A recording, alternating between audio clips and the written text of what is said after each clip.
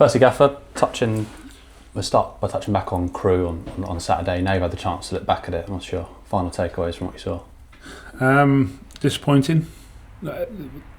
We speak about two things after the game: the result and the performance. And sometimes when you don't perform particularly well and you get a result, you can speak to the players honestly and truthfully, as we always do, regardless of the result.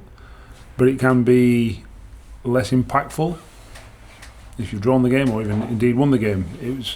We had a point, having not played very well after 85 minutes, and we end up losing the game. I have to say, I said to the players, you deserve to lose the game because you didn't play very well. And we pride ourselves on performance, and performance underpins results. So, there was a few home truths this morning, not in a bad way, in a helpful way, not dressing it up, speaking truthfully to them, and asking them to be better than what they produced on Saturday going forwards. That's how we get better. We don't lose, we learn. That's we appreciate everyone else sees it as a loss, but we see it as a learning opportunity. But that's also the case if we win the game as well. So disappointing result, disappointing performance.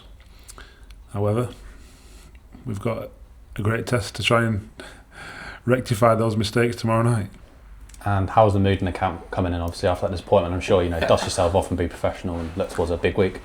Yeah, look, where are we in the table? I ain't looked. Sixth in the table. We're still in the playoffs. There we go. We're nearly a quarter of the way through the season. We're in the fourth round. Is it the fourth round? Last 16, isn't it? Yeah. Does that sound better? Last 16 of the League Cup, the Carabao Cup. There's far worse positions to be in. Clubs up and down the country have far worse positions than what we're in at the minute. Now I appreciate that's probably a slight negative way of looking at it, because we're 5 places from where we want to be, and we're 3 rounds from where we want to be. So that's the aim, without getting carried away or ahead of ourselves or too big for our boots. But we're in every game to win it. So the lads are fine. They come in, tails between the legs. It's my job to pick them up, and the staff's job to pick them up. But at the same time, the lads know if they play properly and work hard, then they'll have my backing all day, and that's not changed on one result. So we're in good shape. We haven't got loads of injuries. We're in a decent position, having made an half decent start in the league, and we've got a big one under the lights again tomorrow night. Yeah, it's like you say, there's sort of few greater tests than Brentford, particularly in their current form. They've won 3 of their last 5 games and beat the English champions, so it's going to be a tough test, aren't they? Yeah, look, they beat Liverpool and Man United in the last 3 or 4 games. I appreciate some fans might say, yeah, we beat Manchester United as well, but I'm not sure it just rings true like that. It's going to be a tough test. It's exactly the same, if not harder, than the Man United prep and the pre-game stuff, simply because the sort of cat's out of the bag, whether we can be good or not against these kind of teams. But look, we know if the crowd turn up, make the noise under the lights, we'll back ourselves to give everyone a game, and that's what we're going to do. But it'll be the hardest test of the whole year, unless we progress or get really far in the FA Cup, because they are such a good team. Everyone, I won't say underestimates them in the Premier League, but I don't want to sound, and I'm not being derogatory, that they're not one of the more fashionable teams. But that's also one of their strengths. And we've got to understand that they are there because they are a brilliant football team. We watched them on Monday night against West Ham, and if that was 5-0, nobody could have complained. We also saw the game Saturday night after our game, and they beat the current champions, and they deserve to. That's the challenge ahead of us. This isn't a team in transition like Manchester United were, or trying to find their feet. This is a team that's fully understanding of what their principles are and how they play.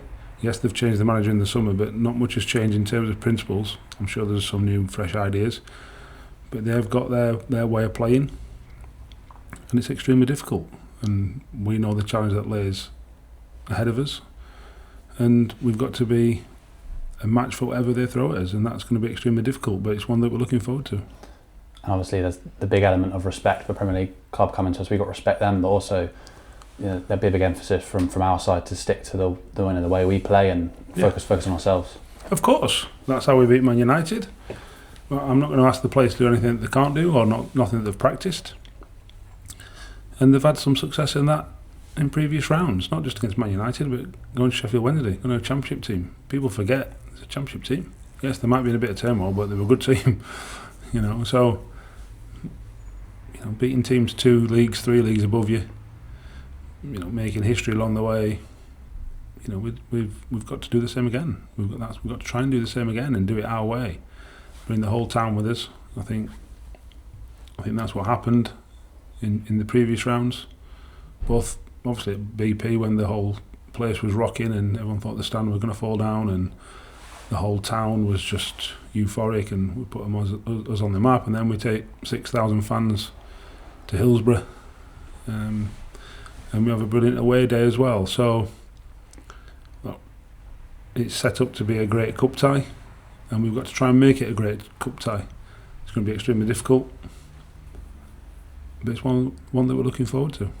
And without jumping to conclusions, like you say, it's going to be historic. The last time we got to this stage in the League Cup was 1985, and to be a 100th game as head coach, I'm sure there's it would mean a lot for the town, but also potentially for yourself as well. I know it's not about you, but it would be. It's certainly not about me. That's the first thing. I think if you beat any Premier League team, it's an unbelievable achievement. It's going to be extremely difficult. We know that. Like I said, they are absolutely littered with quality all over the pitch. Whatever way you look at it, they should be superior to us. But then we also said that in the previous 2 rounds, and that's not what happened. So we're in a 2-horse race, and we've shown that we can stay the distance so far. We're not getting ahead of ourselves. We know it's going to be extremely difficult. But in a 2-horse race, you only need to win by a nose or maybe the width of a crossbar, and you never know, do you? In terms of squad selection as well, you use this competition to rotate and have the option of different players, and I'm sure some of the lads are going to be motivated to try and get themselves in the team and prove to them why they need a starting spot in the league as well. Yeah, we only have to go back to the Man United game. We played a 19-year-old up front. We brought an 18-year-old on after an hour. So you can see how I don't want to say treat the competition, because that sounds as though I'm somehow dismissing it or something like that. That's not the case. But everyone gets an opportunity at this football club if they train properly and they're improving, because that's my job, to improve players, improve the team. And if we think somebody's doing well and deserves a reward or has picked up something in particular that we want for the game, then we'll get a chance to do that, irrespective of whether they've played the last 10, 15 games or they haven't played all season. So that's always the challenge, and that's the truth, and the players know that. So that's why they've got to keep progressing and keep getting better. I'd imagine potentially, would you say it's a challenge striking the balance with the lads, from enjoying the occasion? Well, it is a magnificent occasion, but also focusing on what they need to do in the job at hand.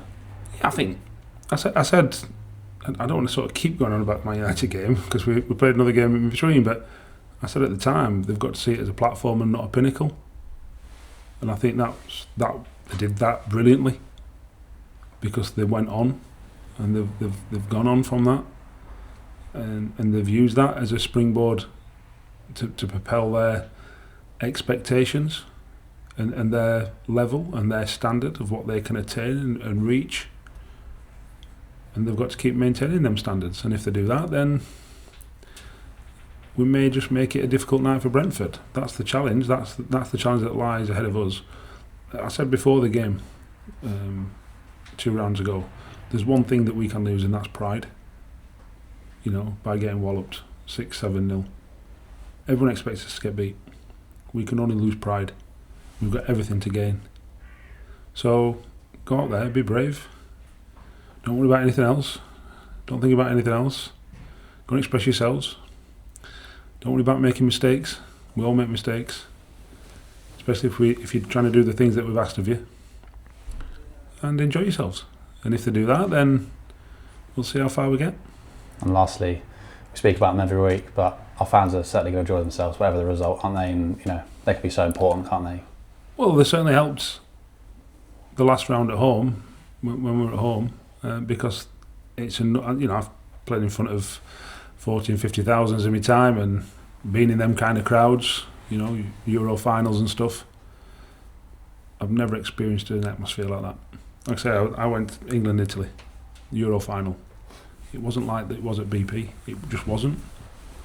It was like ridiculously good, to the point where you could feel all 9,000 people. It felt as though you were stood shoulder to shoulder with them, and that's how important they can be. And you saw the scenes at the end. You saw the 6,000 that went to Hillsborough, and the scenes at the end there. So hopefully we can have another great night and make the whole football club, the whole town, the whole community proud of us again. There you go.